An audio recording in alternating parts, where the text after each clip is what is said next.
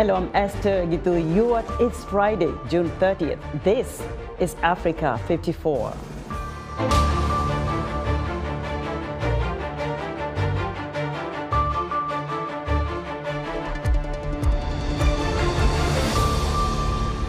With Wagner and Russia now appearing to be in conflicts following the failed mutiny, many wonder how this will affect the group's activities on the continent. Deaths this month of young Africans from Algerian Guinea in France have sparked protests across the country and revived sentiments of racist and police brutality. And in our music segment, young and talented music producer Soloman Fatoma, aka Solo's Beat, shows how day-to-day surroundings can make great music. All this and much more coming up on today's Africa 54.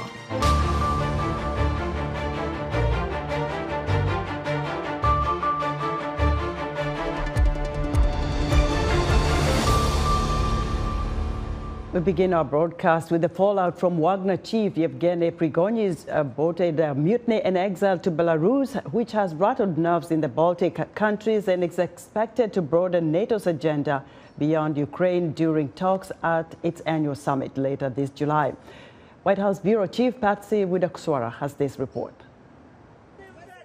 It's still unclear how many Wagner soldiers will accompany Yevgeny Prigozhin to Belarus after the mercenary army chief's attempted mutiny against Moscow. But the thought of them setting up camp just a few hours away is rattling nerves in Baltic countries. If Wagner deploys its serial killers in Belarus, all neighboring countries face even greater danger of instability. Under such circumstances, deterrence and forward defense is a top priority. In July, Lithuania will host the NATO summit in its capital, Vilnius, just 35 kilometers from the border of Prigozhin's new home base, highlighting the urgency to fortify the alliance's eastern flank. Germany immediately announced it will permanently station 4,000 troops in Lithuania. He's losing the war at home, and he is become a bit of a pariah around the world.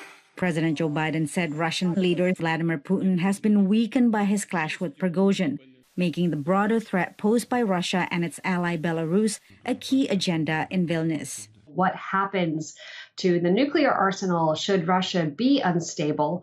What happens if you have someone who is more warmongering than Putin coming to power in Russia and perhaps less predictable? These are questions for NATO itself to answer. NATO leaders must also decide what security guarantees to provide to Kyiv. We will also agree a multi-year program to help Ukraine move towards NATO, to be fully interoperable with NATO. Another key agenda, increasing defense spending. Only 7 of NATO's 30 member states in 2022 met the target of spending 2% of their GDP on defense. Patsy Widakuswara, VOA News, Washington. For more on the Wagner Group and its impact on Africa, I'm joined live via Skype from Monterey, California by Paul Nantulia, a research specialist at the Africa Center for Strategic Studies. Paul, welcome back to Africa 54. Thanks, Esther. Great to be back on your show as always. First, your reaction to the mutiny in Russia and the disappearance of a top general. Well, it all goes to show the instability that has rocked Russia as a result of the intervention in Ukraine. The Russian Federation has always relied on the privatization of force, private military companies to execute its foreign security and military operations. And so it was only going to be a matter of time when these forces basically, tried to go their way and challenge the power structure in Russia. So in a sense, what we're seeing in Russia was inevitable. And I don't think we've seen the end of it. Paul, what has been the impact of the Wagner Group in the continent of Africa, and what's the future like for this group on the continent? Well, there are 3 potential scenarios. The first scenario would be for Wagner forces in different African countries. They're operational in Mali, reportedly in Burkina Faso, in Guinea, in the Central African Republic, for them to sign contracts with the Ministry of Defense and with the Russian Ministry of Defense, and for Putin to place them under different management. The second scenario would be for the Wagner forces to basically split between those that remain loyal to Prigozhin and those that accept to come under the control of the Russian state. That's the second scenario. The third scenario, which is plausible, would be for the Russian government to send its own forces into these African countries to take over what the Wagner group has been, the functions the Wagner group has been conducting. And all these three scenarios contain high levels of instability. So it's going to affect the peace and security agenda in Africa. I think it would be important for the audience to recall that the African Union has taken a very strong stance against the use of mercenaries, and many African countries have legislation against mercenaries. So this is a very serious issue for African countries. You mentioned that it's a serious issue, the Wagner group, and then they have the Chinese experts there working with them. So what is the overall impact of these two groups operating on the continent? Yes, Chinese security contractors, this has been the big elephant in the room.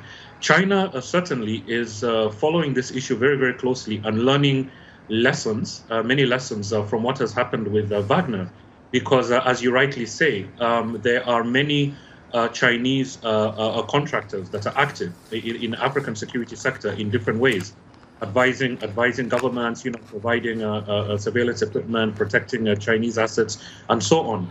And I think what the Chinese are going to look at very closely is the potential that these different groups, could decide to challenge,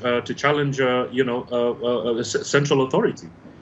There's no guarantee, this is the problem of relying on paramilitary forces that exist on an auxiliary command structure outside the state.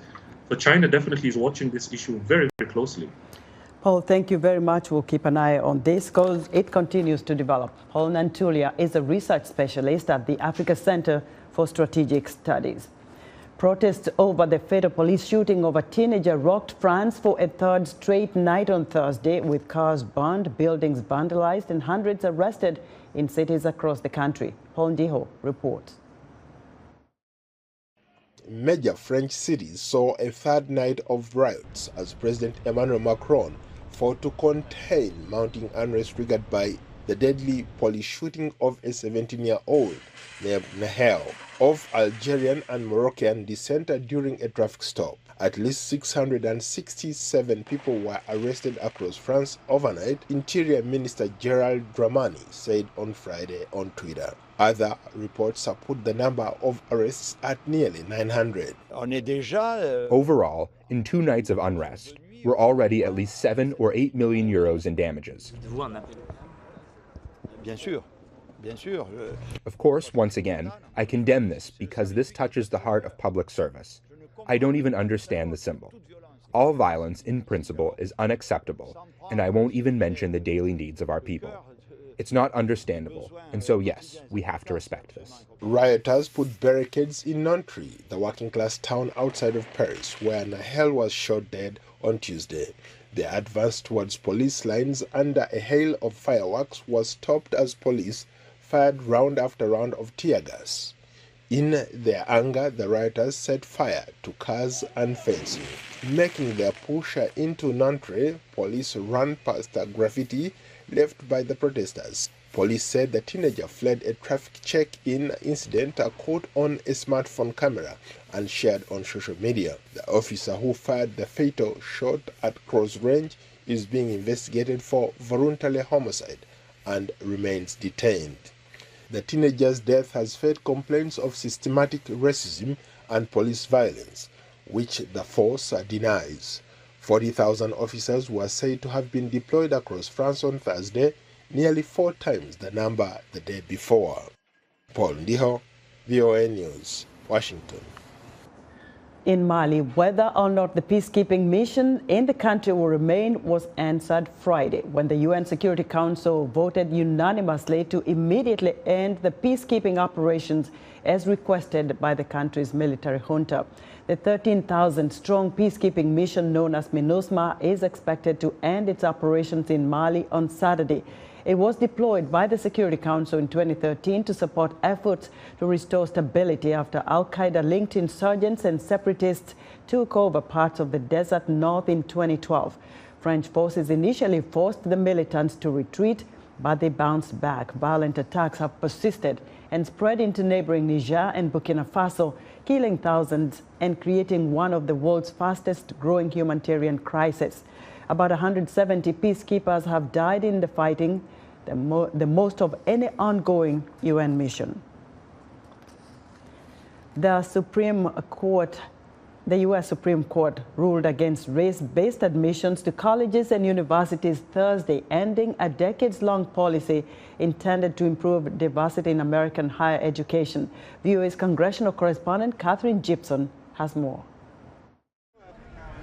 The U.S. Supreme Court ended a decades-long policy of allowing consideration of race in college and university admissions by a 6-3 vote Thursday. So they're talking. In a case brought by the group Students for Fair Admissions, who accused Harvard University and the University of North Carolina, Chapel Hill of discriminating against students based on race. President Joe Biden said the decision should not change the goal of equality in higher education. They should not abandon their commitment to ensure student bodies of diverse backgrounds and experience that reflect all of America. But for many advocates, some of whom say they were personally impacted by affirmative action, the decision is welcome. The color of your skin should have nothing to do about it. So, if colleges continue to judge applicants based in part on their racial demographics, we are becoming a less just country and a more prejudicial country. Affirmative action, a policy of considering the racial and ethnic backgrounds of students applying for higher education, has been in place since the 1960s. The goal had been to boost the chances of admission for students whose racial or ethnic background has left them with fewer opportunities for a good education. Analysts tell VOA the decision will have an immediate impact. We can expect to see about a 10% drop in Black and Hispanic enrollment at the most highly selective institutions in the country, the types of institutions that would consider race because they're engaging in sort of a competitive application. In the majority opinion, Chief Justice John Roberts said, eliminating racial discrimination means eliminating all of it. Supporter of Supreme Court decision, Jesse Park. It's a fair outcome to have a equal consideration for every student, regardless of race. But the 3 justices in the minority said ending race-based admissions would increase inequality. One Harvard University graduate testified to the Supreme Court that racial identity cannot be removed from a student's life experience. I would not have been able to tell the full story of who I am without the context of race and ethnicity. And I'll add on as well that I feel a really deep sense of pride in who I am as a Chinese American, as an Asian American. I think that's an important part of my story. In a June 2023 Yahoo News YouGov poll, 41% of Americans surveyed said they supported colorblind admissions policies. Catherine Gibson, VOA News, Washington. For more perspective on the U.S. Supreme Court ruling, I'm joined live via Skype by David Serio Monda, a professor at City University of New York. David, welcome back to Africa 54. Thank you for having me. Break it down for us. What does this ruling mean for people of color and African students who would like to join American universities and colleges? I think it's going to be challenging because if race as a contingent component of university admission applications cannot be used, then that will mean that a large section of applicants that are either African American or Latino or Latina will be excluded from particularly these highly selective universities. So it's going to be really interesting because what the Roberts Court has done is essentially to say that using race as one of the contingent factors in determining admission is inherently discriminatory based on the 14th Amendment, the Equal Protection Clause. But then supporters of affirmative action really say that we really need to have a holistic view before we determine an admission based on an individual's prior experience, upbringing, and race. Those should also be factored in. So the court is really going to increase these inequalities because fewer minorities are going to get admission to these highly selective universities. David, the affirmative action and the race-conscious admissions have been in place from the Supreme Court for just about 50 years now. What do you think prompted a change in this, the action that was taken yesterday? I think it's partly due to the new composition of the court. We have a lot of new conservative justices that have made it to the Supreme Court, particularly during the Trump administration. We've had traditional skeptics to race as a factor in admission, particularly Clarence Thomas, the African-American Supreme Court justice. But let me also remind your audience that previously in the decision in Baca versus University of California, Davis, there was a challenge to racial admissions, which was upheld, racial quotas. And more recently, in the case of Fisher versus University of Texas, the Supreme Court upheld the use of affirmative action in terms of admissions and use of race. So this decision by the Roberts Court actually is a very conservative decision. And I think you can actually see that read within the dissenting opinion of the justices that didn't agree with the majority, who said that just because the court does not recognize race in law, it doesn't mean that race and racism does not exist outside of the courtroom. In other words, the court's color blindness look on how it interpreted this case doesn't negate the fact that race is an important component and a barrier to minority students accessing university education. David, thanks. We'll see how colleges are going to adjust how the admissions are carried out forward. David Serio Monda is a professor at City University of New York.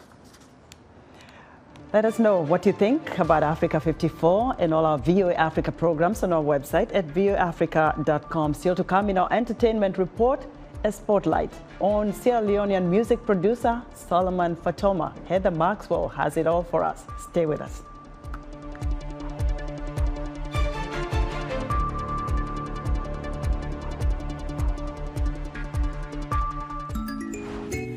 It is said that laughter is good for the soul, but comedy also sheds light on everyday life concerns that impact our communities.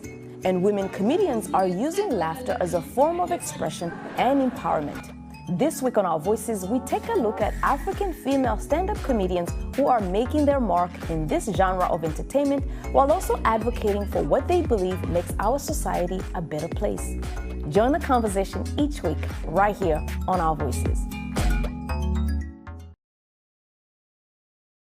You're watching VOA's Red Carpet. My name is Jackson Vunganyi. Thank you so much for joining us each week right here on Red Carpet. We bring you the latest in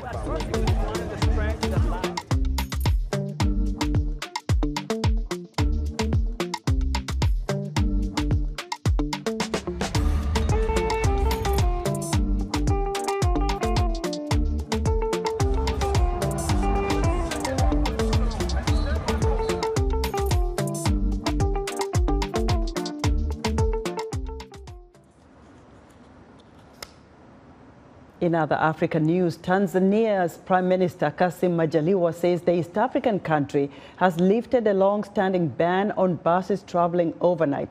The move follows thorough consideration of input from various stakeholders in the transport sector and improved infrastructure and security. The ban was imposed in the 1990s in response to the escalating number of hijackings and road accidents.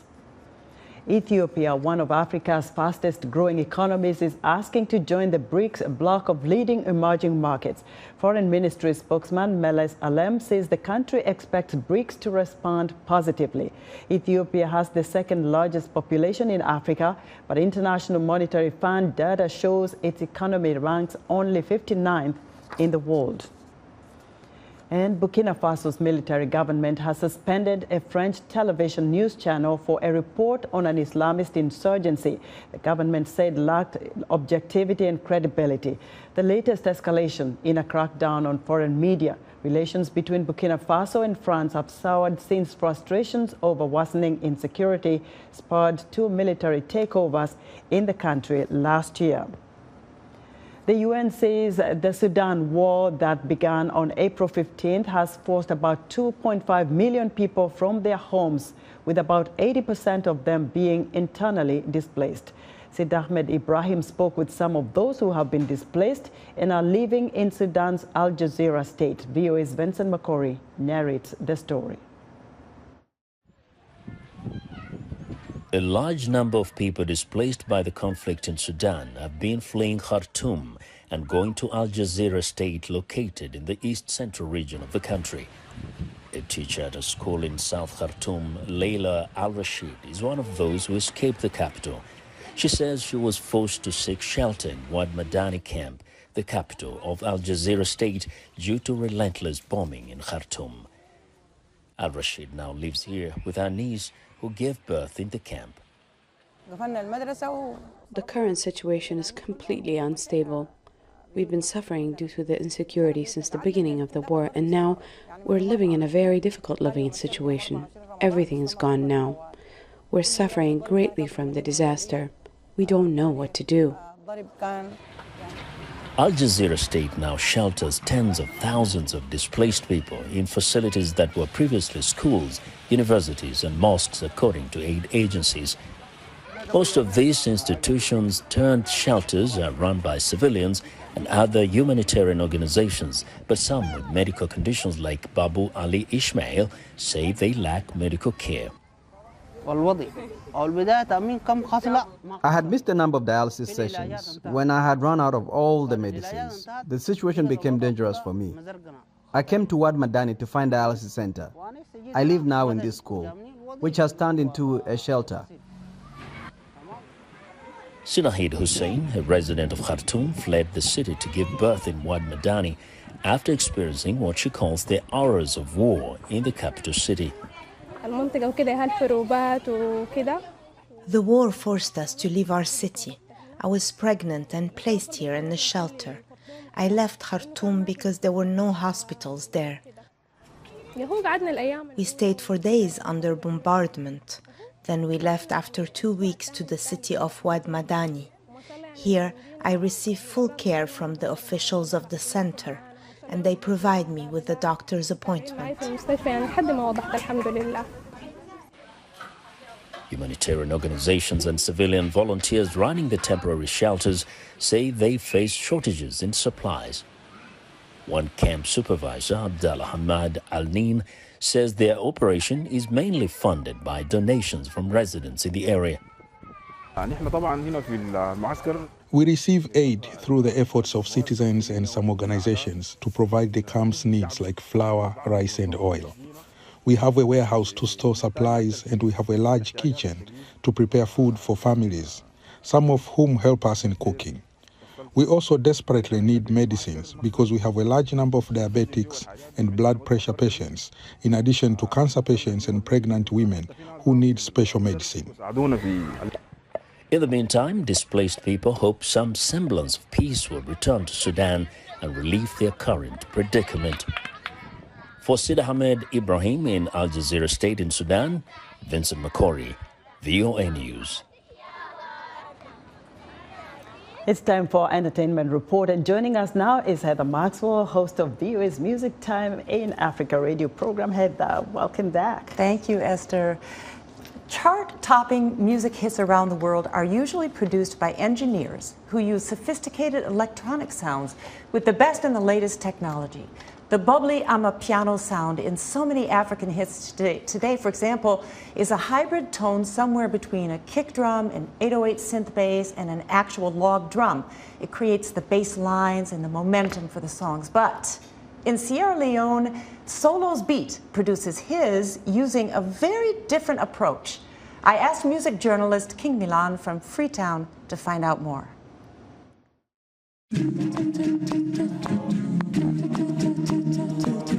Hello, Adam Maxwell and Africa 54. I'm here with a prolific music producer in Sierra Leone, and I'm right in the studio right now. He's not a person but Soloman Fatoma, better known as Solo's Beats. Welcome to the show. Thank you so much.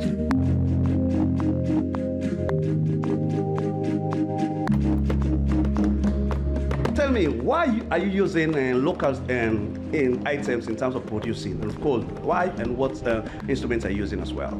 Because of, all the sounds that are coming out of Sierra Leone, the music industry and songs coming into Sierra Leone always sound the same, instrument-wise, or percussion-wise and plug-in-wise. So I decided to use what's around me to use it as a sound bank and just be creative with them.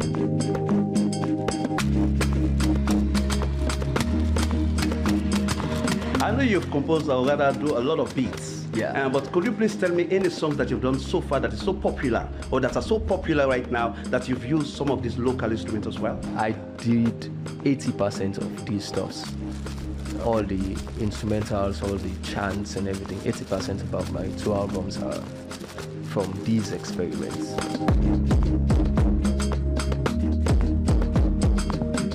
And also, this is for me to tell people out there that you don't actually need lots and lots and lots of things in your studio to make music, because it's in here, it's not in there. So that's what brings me to the last question. So how long do you take to compose all those beats that you've done? Each track, roughly less than 10 minutes, because I usually think about what I want to do here first and then I get to work. So most of the job has been done in my mind, so I just flow and put everything together. And are you planning to work with any international stars? Yes, I want to. It's my dream. It's my dream to collaborate, not to work for, but to collaborate. So who are these stars that you're planning to work with? Corey Henry.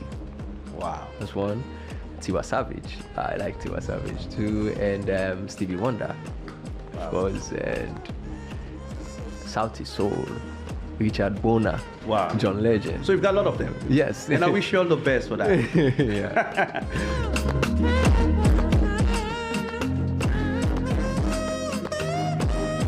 Thank you so much. It's a pleasure. You're welcome. And of course, I hope definitely will come again and see you produce more songs, and rather listen to most of the songs that you produce. It's a pleasure. It's a pleasure. Well. Over to you, Adam Maxwell of Music Time in Africa, Africa 54. I'm Mohammed King Milambangra in Freetown, Sierra Leone. Over to you. So that's Solo's Beat from Freetown with a fresh and resourceful approach to making great beats. Esther, back to you. That was wonderful, Heather. Thank you so much. Be sure to join Heather Maxwell's entertainment reports every Friday right here on Africa 54. And that's our show for today. Be sure to watch Africa 54 on our website at voaafrica.com. From all of us in Washington, have a great weekend.